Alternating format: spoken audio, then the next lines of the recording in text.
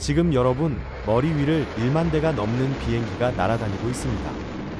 그 비행기들의 엔진 내부는 1500도인데 놀랍게도 그걸 만든 금속의 녹는 점보다 250도나 더 뜨겁죠. 물리학 법칙을 거스르는 것처럼 보이는 이 미친 상황이 가능한 이유는 뭘까요? 만약 이 기술이 없었다면 여러분은 해외여행은커녕 제주도도 못 갔을 겁니다. 오늘은 제트 엔진이 녹아내리지 않는 비밀을 파헤쳐 보겠습니다. 먼저 제트 엔진이 어떻게 작동하는지부터 간단히 알아볼까요? 앞쪽에 거대한 팬이 엄청난 양의 공기를 빨아들이는데 이륙할 때 매초 1.3톤씩 뒤로 밀어냅니다. 그중 10%만 엔진 내부로 들어가서 압축되는데 압축기가 공기를 대기압의 50배까지 압축하죠. 이 과정만으로도 공기 온도가 600도까지 치솟습니다. 압축된 뜨거운 공기가 연소실로 들어가면 연료와 만나서 폭발하듯 타오르는데 이때 온도가 무려 1500도까지 올라가요. 이 미친듯이 뜨거운 가스가 팽창하려고 하는데 그 앞을 막고 있는 게 바로 터빈 블레이드들입니다. 가스가 빠져나가려면 이 블레이드들을 밀어내야 하고 바로 여기서 엔진의 모든 동력이 나오는 거죠. 이륙할 때 블레이드 하나가 F1 레이싱카만큼의 동력을 만들어내는데 이런 게 68개나 있습니다. 재밌는 건 현대 여객기 추력의 80% 이상이 앞쪽 거대한 팬에서 나온다는 거예요. 나머지 90% 공기는 엔진 내부를 완전히 우회해서 팬으로 그냥 뒤로 밀려나가거든요. 기본적으로 거대한 프로펠러인 셈이죠. 왜 이렇게 할까요? 같은 추진력을 얻으려면 많은 공기를 천천히 밀거나 적은 공기를 빠르게 밀 수 있는데 속도가 2배면 에너지는 4배가 필요합니다. 그래서 가능한 한 많은 공기를 작은 속도 변화로 밀어내는 게 효율적인 거예요.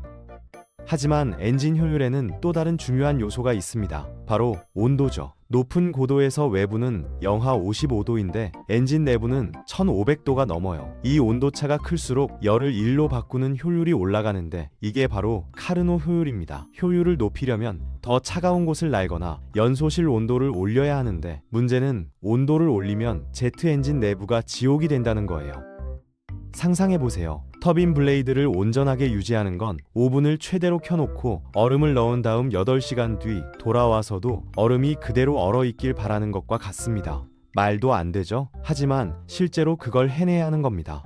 터빈 블레이드는 1500도 가스 속에서 분당만 2500번 회전하면서 끝부분이 시속 1900km로 공기를 가릅니다. 이 속도로 회전하려면 300g짜리 블레이드를 20톤 무게로 안쪽으로 잡아당겨야 해요. 런던 2층 버스 2대가 매달려 당기는 것과 같죠.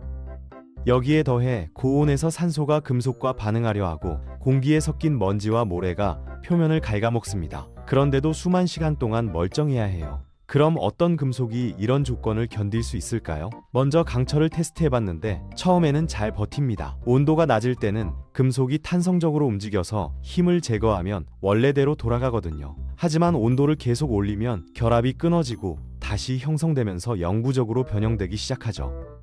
이게 바로 크리프 현상인데 금속 내부에서 수십억 개의 전이들이 움직이면서 일어나는 겁니다. 온도가 올라가면 원자들이 더 많은 열 에너지를 갖게 돼서 결합을 끊기가 쉬워지고 금속이 사실상 부드러워져요. 결국 강철은 급격히 변형되다가 끊어집니다. 티타늄은 어떨까요? 티타늄은 강철보다 밀도가 절반이라 가벼워서 좋아 보이지만 온도를 올리면 역시 급격히 약해집니다. 대부분의 금속이 이렇죠.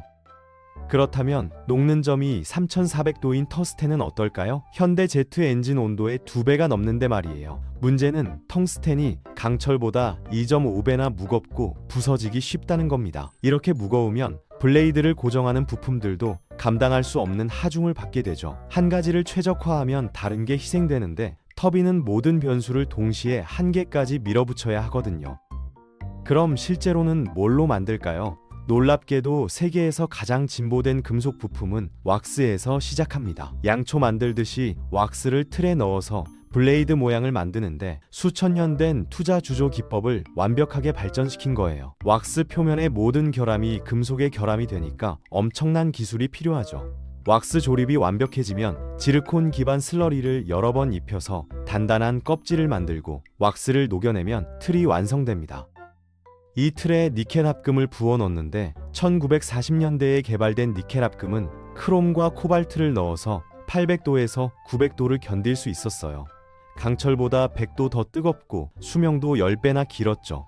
하지만 진짜 돌파구는 알루미늄을 조금 추가했을 때 왔습니다. 실험실에서 테스트해보니 700도에서 강철은 이미 망가졌는데 니켈 합금은 멀쩡했고 심지어 800도 부근에서는 더 강해졌어요. 금속을 가열하는데 왜 더 강해질까요? 전자현미경으로 보니 니켈 합금의 미세 구조가 도시 격자처럼 생겼는데 블록 사이에 막대가 있는 형태였습니다. 블록 하나가 머리카락 폭에 300개 이상 들어갈 정도로 작아요. 놀랍게도 막대와 블록이 같은 원자로 만들어졌는데 단지 배열만 다릅니다. 막대는 감마상이고 블록은 감마 프라임상인데 이 차이가 결정적이에요. 전이가 막대를 통과할 때는 쉽지만 블록에 부딪히면 막히거든요. 이게 합금을 강하게 만드는 비밀입니다. 온도가 올라가면 전이가 평면을 바꿔서 움직일 수 있는데 두 개가 쌍으로 움직이다가 다른 평면으로 가면 서로 만날 수 없어서 둘 다 갇히게 됩니다. 이게 니켈 초합금이 특정 온도에서 더 강해지는 이유죠. 1200도까지 버티는데 그래도 1500도보다는 300도 낮잖아요. 그럼 엔진에서는 왜 안 녹을까요? 여기에 두 가지 비밀이 더 있습니다. 하나는 블레이드 모양 자체인데 내부에 빈 통로들이 있어요. 600도 정도의 압축 공기가 이 통로를 통해 흐르면서 블레이드를 식히는 거죠. 1500도에 비하면 600도는 시원한 편이거든요. 통로 표면에 작은 돌기들이 있어서 공기 흐름을 난류로 만들면 열을 훨씬 잘 제거할 수 있습니다. 그리고 블레이드 표면에 작은 구멍들을 뚫어서 냉각 공기가 막처럼 흘러나오게 해요. 이 공기막이 금속이 녹는 걸 막아주는 거죠. 하지만 냉각 공기를 너무 많이 쓰면 추력이 줄고 효율이 떨어지니까 최소한만 써야 합니다. 마지막 방어선은 세라믹 코팅인데 겨우 0.25mm 두께지만 금속을 100도에서 170도까지 시원하게 유지해줍니다. 이게 블레이드가 녹지 않는 최후의 장벽이에요. 그런데 여기서 끝이 아닙니다. 금속에는 근본적인 문제가 하나 더 있어요. 금속은 결정질이거든요. 우리가 보는 모든 금속은 사실 수백만 개의 작은 결정들이 붙어 있는 건데 각 결정 경계가 약한 지점입니다. 설탕 덩어리를 부수면 개별 결정이 깨지는 게 아니라 경계에서 떨어지는 것처럼요. 금속도 마찬가지라서 고온에서 응력을 받으면 결정들이 서로 미끄러지면서 천천히 변형됩니다. 그래서 과학자들은 놀라운 방법을 생각해냈어요. 1500도로 녹인 니켈 합금을 세라믹 틀에 부어 넣는데 틀 바닥에 물로 식힌 구리판이 있습니다. 표면에 작은 홈들이 있어서 여기서 결정들이 처음 형성되기 시작하죠. 그 다음 틀을 천천히 뜨거운 영역 밖으로 내리면 응고가 한 방향으로만 진행되는데 이 과정이 몇 시간씩 걸립니다. 만약 이것만 하면 블레이드에 여러 개의 기둥 모양 결정들이 생기는데 이것도 일반 합금보다는 훨씬 강합니다. 결정들이 모두 블레이드 길이 방향으로 정렬되어 있어서 약한 경계가 횡단하지 않거든요. 하지만 더 나아갈 수 있어요. 틀 아래쪽에 나선형 통로를 추가하면 이 좁은 통로를 통과할 수 있는 결정이 점점 줄어들다가 결국 하나만 남게 됩니다. 믿기 어렵겠지만 전체 블레이드가 단 하나의 거대한 결정으로 만들어지는 거예요. 한번 생각해보세요. 원래 5만 개의 결정 알갱이로 이루어진 블레이드를 단 하나의 결정으로 만든 겁니다. 이 단결정은 6 곱하기 10의 24승계의 원자로 이루어져 있는데 이건 관측 가능한 우주의 별보다 많은 숫자예요. 이 모든 원자들이 완벽하게 같은 패턴을 반복하면서 정렬되어 있는 거죠. 단결정 블레이드는 일반 합금이 버티지 못하는 응력과 온도를 견딜 수 있습니다. 크리프와 열 피로에 9배나 오래 버티고 부식에도 3배 이상 강하죠. 그래서 현대 제트 엔진이 대규모 정비 없이 25,000시간씩 작동할 수 있는 겁니다. 단결정 블레이드가 없었다면 상상도 못할 일이에요.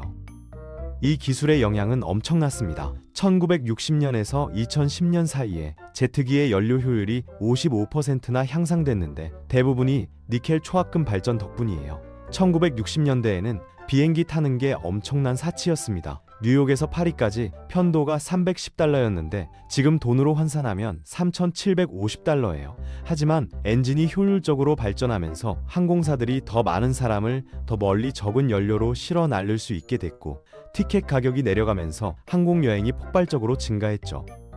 지금 이 순간에도 하늘에는 10,000대에서 14,000대의 비행기가 날아다니고 있습니다. 이 규모의 이동이 가능한 건 전부 이 터빈 블레이드 덕분이에요. 실험실에서 니켈 초합금은 1200도까지 버텼는데 그래도 엔진 내부 온도보다 300도 낮잖아요. 그럼 왜 안 녹느냐? 바로 내부 냉각 통로와 세라믹 코팅이라는 마지막 두 방어선 때문입니다. 하지만 여기서 또 문제가 생깁니다. 11,000m 상공에도 먼지와 모래가 있어요. 이게 엔진으로 빨려 들어가서 뜨거운 터빈 블레이드에 닿으면 녹아서 달라붙고 냉각 통로를 막아서 블레이드가 과열되게 만듭니다. 롤스로이스 테스트 시설에서는 실제로 작동하는 엔진에 먼지를 뿌려서 테스트하는데 놀랍게도 한 사이클에 테이블 스푼 몇 개 분량만 넣어도 문제가 생겨요. 그래서 엔지니어들은 지금도 먼지와 모래에 강한 새로운 세라믹 코팅을 개발하고 있고 이게 터빈 수명을 30%까지 연장시킬 수 있다고 합니다. 수십 년간 계속 발전해온 이야기의 최신장이죠. 터빈 블레이드는 물리적으로 가능한 한계, 바로 그 지점에서 작동하도록 완벽하게 다듬어졌습니다. 자기 녹는 전보다 뜨거운 온도에서 작동하는 엔진이라니 생각할수록 불가능해 보이죠. 하지만 그게 현실입니다. 매일 이 기계들이 수백만 명을 전 세계로 실어 나르는데 우리는 거의 생각도 안 하고 타요. 인간의 독창성이 만든 기념비 같은 거죠. 불가능을 거부하고 일상으로 만들어버린 결과물입니다. 다음에 비행기 타실 때 창밖을 보면서 생각해 보세요. 지금 이 순간에도 물리학이 여러분을 하늘에 띄우고 있다는 걸요.